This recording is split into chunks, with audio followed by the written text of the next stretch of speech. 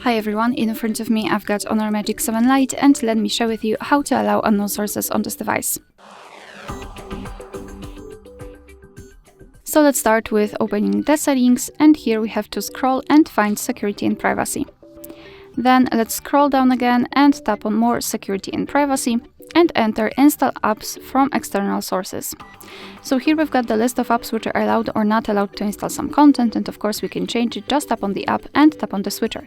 After getting back, you can see that the Chrome is allowed to install something, and be aware, because you're doing it on your own responsibility, some third-party apps aren't verified by the developer, so you may put your data and actually whole device at risk. So remember about that and choose the apps wisely.